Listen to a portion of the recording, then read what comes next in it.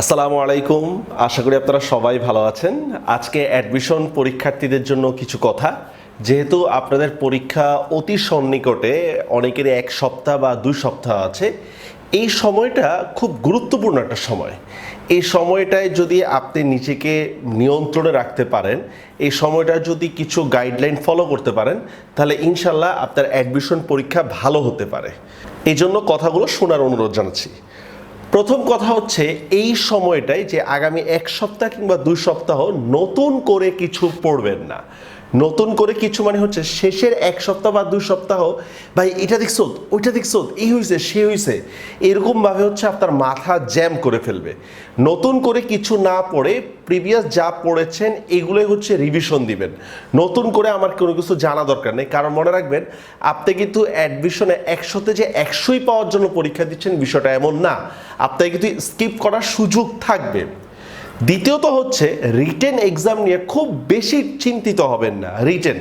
রিটেনের যে সিস্টেমটা আপনারা যারা বুয়েটে দিচ্ছেন তাদের সিস্টেমটা ভিন্ন, আর যারা ভার্সিটির জন্য দিচ্ছেন অলরেডি আপনারা ইন্টারমিডিয়েটে যে স্টাইলে রিটেনটা লিখছেন সেটাকে একটা শর্ট ফর্মেই করতে হচ্ছে ভার্সিটিতে আসে। এখন আপনাকে হয়তো ভার্সিটি এমন কোনো টপিক দিতে পারে যে টপিকটা আপনি কখনো শুনেন নাই, বা যে টপিকটা সম্পর্কে আপনার ধারণা নাই, এরকম হতেই পারে। তো দেখুন, আপনার যদি জানা থাকে, মনে করেন আমাকে একটা থিওরি সম্পর্কে লিখতে দিছে, আমি এই থিওরি সম্পর্কে জানি, সুতরাং আপনি আপনার লেখা সুন্দরভাবে ফুটিয়ে তুলতে পারবেন। কিন্তু আপনি যদি কোনো থিওরি যদি না জানা থাকে, তাহলে তো আপনি ওইভাবে ফুটিয়ে তুলতে পারবেন, এটা তো স্বাভাবিক। তাহলে এইটা হচ্ছে রিটেনের সাথে সম্পৃক্ত না, এটা হচ্ছে আপনার জানার সাথে সম্পৃক্ত। কারণ আপনার যদি মাথায় থাকে তাহলে অবশ্যই কলম দিয়ে লেখাটা বের হবে, আর যদি মাথায় না থাকে তাহলে কিন্তু কলম দিয়ে বের হবে না। তৃতীয়ত হচ্ছে, এই সময়টায় ফেসবুক, ইউটিউব, হোয়াটসঅ্যাপ, যা যা সামাজিক বা অসামাজিক যোগাযোগ মাধ্যম যা আছে, এগুলো সব এখন বাদ দিয়ে দেন। এই পড়তে বসছেন, সে মেসেঞ্জার টুং করে উঠছে, ফেসবুকের নোটিফিকেশন উঠছে, এই জিনিসটা এখন বাদ দেন। কারণ আমরা দেখা যায় পড়ার চেয়ে বেশি হচ্ছে আলোচনা করি। তা আমাদের অবস্থা হচ্ছে, এক অধ্যায় পড়তেছে, ভাই পড় তুই না, এই অধ্যায়টা পড়ে আমি আমার 4-5 জন বন্ধু বান্ধবীদেরকে জায়গা দিতেছি, তারা মিলে গ্রুপ স্টাডি করতেছে। গ্রুপ স্টাডিতে আসলে কিছুই হয় না। এখন কি হয় না, হ্যাঁ তুই তো পড়া ফেলছো, তোর তো পাস হবে, তুই তো ব্রিলিয়ান্ট, তুই তো ফার্স্ট হবি, এই আলতু ফালতু কথা বলে সময় যায়। এই জন্য দয়া করে এখন হচ্ছে মেসেঞ্জার কিংবা অন্যান্য যে গ্রুপগুলো আছে সেগুলো কানেক্টেড থাকবেন না। চতুর্থত হচ্ছে, ফেসবুকে বিভিন্ন গ্রুপ আছে, এডুকেশনাল গ্রুপ। মনে রাখবেন এই গ্রুপগুলোও কিন্তু হচ্ছে কোনো না কোনো মাধ্যমে বা কোনো না কোনো উদ্দেশ্যে পরিচালিত হয়। এখন সেগুলা নিউজ দেখা দরকার নেই। হ্যাঁ, আপনি দেখবেন যে অমুক ভার্সিটির একটা নিউজ দিছে, হাই হাই রে কি করছে, অমুক জায়গার একটা নিউজ দিছে, এটা দেখে আপনার মানে ওইখানে, কারণ ফেসবুকে আপনি ঢুকবেন, ঢুকার সাথে সাথে দেখবেন যে আপনার কিন্তু 4-5 ঘন্টা শেষ। তো দয়া করে হচ্ছে এইগুলা থেকে বিরত থাকার চেষ্টা করবেন। আর গার্ডিয়ানদের প্রতি অনুরোধ, দেখুন আপনার সন্তান কিন্তু অবশ্যই চাবে যে আপনার সন্তান ভালো কিছু করুক, এটা অবশ্যই আপনার সন্তানের চাওয়া। কারণ ওর বন্ধু যখন চান্স পাবে, ও যখন চান্স পাবে না, সেটার কিন্তু একটা কষ্ট আছে। সবার জন্য এই কষ্টটা না, যারা পড়ুয়া স্টুডেন্ট তাদের জন্য কষ্ট। অ্যাডমিশন টেস্টের একটা মজার বিষয় হচ্ছে, এখানে পড়ুয়া স্টুডেন্টদের কিছু বলতে হয় না। অ্যাডমিশনের স্টুডেন্টরা কিন্তু বেশ লম্বা সময় নিয়ে কিন্তু প্রস্তুতি নেয়, সেটা 3 মাস, 4 মাস, 6 মাস যাই হোক না কেন। তো এটা বলার কথা যে আপনার সন্তানকে আপনি সাপোর্ট করেন, আপনার সন্তানকে ডিমোটিভেট করবেন না। হ্যাঁ তুই কি পড়স, তুই তো ভার্সিটি বারান্দা দিয়ে যেতে পারবি না, দেখুমনি কেমনে চান্স পাস, খবর আছে চান্স না পাইলে আমার অমুকের খালার ঘরের পোলার মাইয়ার ছোট বোন চান্স পাইছে, এই ধরনের কথাবার্তাগুলো দয়া করে বলবেন না। আর পাশের বাড়ির মহিলা কিংবা পাশের বাড়ির আন্টির কুযুক্তিগুলো শুনবেন না। যা দেখেন আন্টি কিন্তু কোনো বুয়েট পাস করে না, আন্টি কিন্তু হচ্ছে বড় ধরনের কোনো এডুকেটেড পারসন না। এই আন্টিদের কাজই হচ্ছে আপনার ছেলেকে কিংবা আপনার মেয়েকে হচ্ছে প্রেশারাইজ ক্রিয়েট করা। বুঝতে পেরেছেন?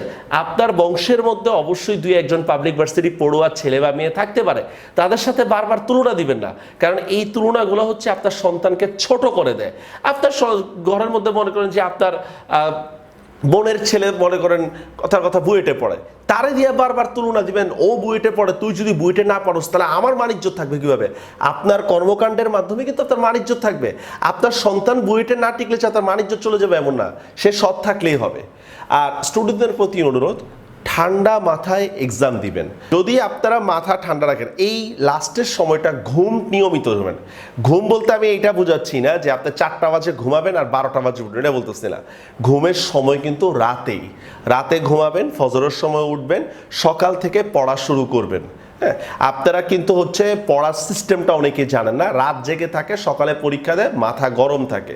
ঘুমটা নিয়মিত যাবেন, বিশ্রাম ঠিক মতো করবেন, খাওয়া দাওয়ায় কোনোভাবেই হচ্ছে কোনো ইয়া করা যাবে না। কারণ আমি এরকম অনেক দেখছি, আমার এক স্টুডেন্টের কথাই বলি, কে বলছিলাম যে দেখো পরীক্ষার আগের রাত্রে ঘুমাও ঠিক মতো, না সে ঘুমায় নাই, রাতের বেলা হচ্ছে 4টা পর্যন্ত পড়ছে। তো ঢাকা ভার্সিটিতে হচ্ছে যে আপনার ইংলিশ এবং ইংলিশ মিডিয়াম যারা, তাদের জন্য ইলেকটিভ ইংলিশ থাকে। তো সে কি করছে, ইংলিশ দেখাইতে দেখা যায় ইলেকটিভ ইংলিশ দেখানো শুরু করছে, মানে খেয়াল করে নাই। অথচ তার চান্স হওয়ার মতো স্টুডেন্ট ছিল। এই জন্য মাথা ঠান্ডা রাখতে হবে। হ্যাঁ, আরেকটা বিষয় যেটা না বললেই নয়, পাবলিক ইউনিভার্সিটি আপনার জীবন না। আপনি এটা মনে করবেন না যে আমার যদি বুয়েটে না হয়, আমার যদি মেডিকেলে না হয়, আমার যদি ঢাকা ভার্সিটি না হয়, তাহলে মনে হয় আমার জীবন শেষ। না, পাবলিক ইউনিভার্সিটি কিংবা এই ধরনের বুয়েট চুয়েট বা এই যে আমরা যে প্রাতিষ্ঠানিক যে ইয়াটা বলি, মানে নামটা বলি, এগুলো হচ্ছে জাস্ট চলার পথে একটা সহযোগিতা মাত্র। এরকম না যে আপনি ঢাকা ভার্সিটির চান্স না পেলে আপনার জীবনে কিছুই হবে না। আপনি খবর নিয়ে দেখেন, ঢাকা ভার্সিটির চান্স পাওয়াচ্ছে যারা চান্স পায় না তারা আরো অনেক ভালো আছে। বুয়েটে যে পড়লেই যে আপনি কোটিপতি হয়ে যাবেন বিষয়টা এমন না। হ্যাঁ, বুয়েটে পড়া, হ্যাঁ বুয়েটে পড়ো, ও গুড বুয়েট, যদি আবার চাকরি না পায়, আপনি বিভিন্ন পাবলিক ইউনিভার্সিটির বড় ভাইদের বড় বোনদের খবর নিয়ে দেখেন, তারা গ্রামের মধ্যে মানে মুখ দেখায় না। কেন মুখ দেখায় না? এতদিন তার একটা দাপট ছিল, বুয়েটে পড়ে, ঢাবিতে পড়ে, এই পড়ে সেই পড়ে, এখন চাকরি পাচ্ছে না, ঠিক আছে, তার মধ্যে হচ্ছে একটা হতাশা কাজ করতেছে। তো দয়া করে হচ্ছে এইটাকে জীবনের লক্ষ্য মনে করবেন না, হতাশ হবেন না। আপনার গার্ডিয়ান আপনাকে সাপোর্ট করবে। মনে রাখবেন, বাংলাদেশের পাবলিক ইউনিভার্সিটিগুলোর মধ্যে হচ্ছে পর্যাপ্ত পরিমাণ মেধাবীদের আসন নাই। আপনি অবশ্যই মেধাবী, এ ব্যাপারে কোনো সন্দেহ নাই, কিন্তু আপনার মতো মেধাবী অনেক আছে।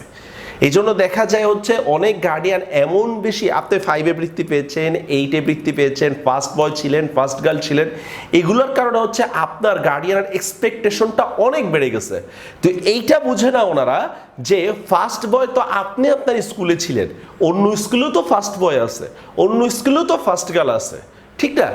আর আরেকটা বিষয় হচ্ছে এইচএসসির যারা স্টুডেন্ট, আপনারা অবশ্যই কিন্তু চেষ্টা করবেন শুক্রবার মানে সায়েন্সের পরীক্ষা দিন, বুয়েটের পরীক্ষা দিন, বুয়েটে যেতে যদি পারেন কাছাকাছি, কিংবা চিটাগাং ইউনিভার্সিটির পরীক্ষা দিন, চিটাগাং ইউনিভার্সিটি যেতে। কেন বলতেছি কথাটা? কারণ তখন আপনি তাদের মুখে মানে যে আতঙ্ক কাজ করে অ্যাডমিশনের শিক্ষার্থীর জন্য, এইটা দেখে আপনার জীবন পথের পাথেয় হইতে পারে। আপনি পরবর্তীতে হচ্ছে নিজেকে শোধরায় নিতে পারবেন যে হ্যাঁ, আমাকে ভাই পড়তে হবে, পাবলিক ইউনিভার্সিটির চান্স পাওয়া কত টাফ এরকম। কিন্তু এখন হচ্ছে কি আপনারা মানে এইগুলার দিকে যান না, আপনারা হচ্ছে নাচা গানা, জন্মদিন, এই নাচতেছে, এই ঘুরতেছে, এগুলো দেখে হা হা পাবলিক ইউনিভার্সিটি চিল আর চিল। ভাই পাবলিক ইউনিভার্সিটি চিল করার জায়গা না, পড়ালেখার জায়গা, ঠিক না? পড়ালেখা করতে যাচ্ছেন, চিলের জন্য হলে ওইখানে যাওয়া দরকার। চিলের জন্য পার্কে যান, ক্লাবে যান, সেখানে না হচ্ছে চিল, ঠিক আছে? যাক, অনেক কথা বলে ফেললাম। সবাই ভালো থাকবেন, আল্লাহ হাফেজ।